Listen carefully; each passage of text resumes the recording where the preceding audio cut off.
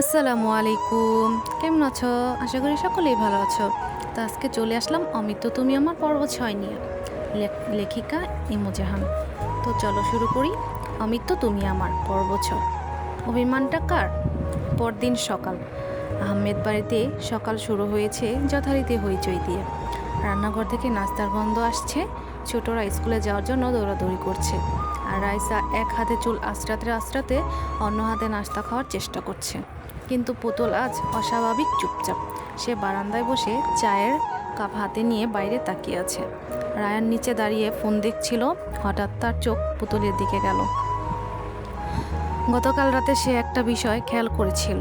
পুতুল তার ফোনের ওয়েলপেপারের নিজের ছবি দিয়েছিল ঠিকই, কিন্তু পরে আবার ছবিটা সরিয়ে দিয়েছিল। কেন সরিয়েছে সেটা রায়ানও বুঝতে পারেনি। রায়ান কিছুক্ষণ তাকিয়ে থেকে সিঁড়ি দিয়ে ওপরে উঠে এলো।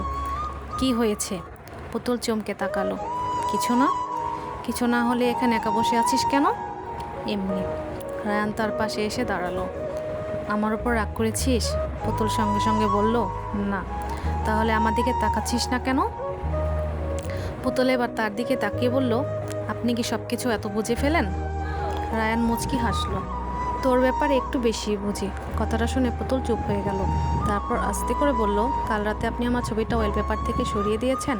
রায়ান অবাক। আমি? আমি সরাইনি। তাহলে? রায়ান নিজের ফোনটা বের করে স্ক্রিন অন করলো। সেখানে এখনও পুতুলের ছবিটাই।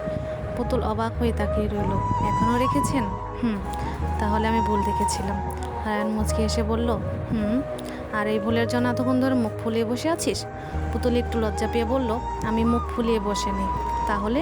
আমি শুধু কি? পুতুল কিছু বলতে পারলো না। রায়ান হেসে বলল, তুই না খুবই অদ্ভুত একটা মেয়ে। পুতুলও হেসে ফেলল। আর আপনি? আমি আমি আপনিও কম অদ্ভুত না। কিভাবে? আমি রাগ করলে আপনি মানান। অন্য কেউ হলে তো এতক্ষণে চলেই যেতেন। রায়ান কয়েক মুহূর্ত চুপ করে থাকলো। তারপর বলল, তুই রাগ করলে ভালো লাগে। পুতুল হাসি থেমে গেল। কেন? রায়ান হালকা হেসে বলল, কারণ তখন তোকে আরও বেশি বাচ্চা লাগে। পুতুল মুখ বাঁকিয়ে বলল, আপনার সঙ্গে আর কথাই বলবো না। রায়ান হেসে নিচে নেমে গেল। পুতুল তার চলে যাওয়ার দিকে তাকিয়ে রইল। তারপর নিজের অজান্তেই হেসে ফেলল। নিচে এসে রায়ান দেখলো সবাই নাস্তার টেবিলে বসে আছে। রায়সা তাকে দেখে বলল, কি হলো ভাইয়া? পুতুল আপুর সঙ্গে ঝগড়া মিটে গেছে?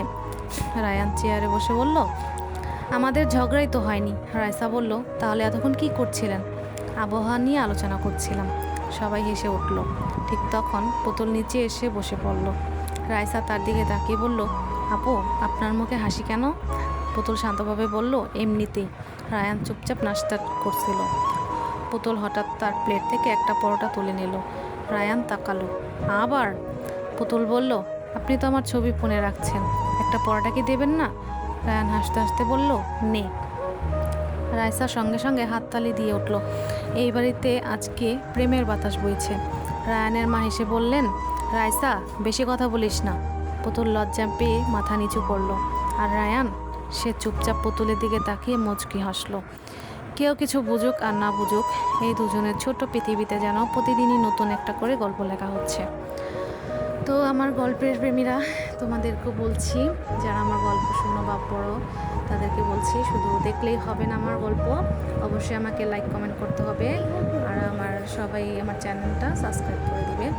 তো আমার পাশে তোমরা অবশ্যই থাকবে, না হলে আমি ভিডিও বানাতে কোনো আগ্রহী পাবো না। যদি আমাকে তোমরা আরও সাপোর্ট করো, আমি অবশ্যই আরও নতুন নতুন ভিডিও তোমাদেরকে উপহার দেবো। তো আজকের মতো এই পর্যন্তই। আল্লাহ হাফিজ।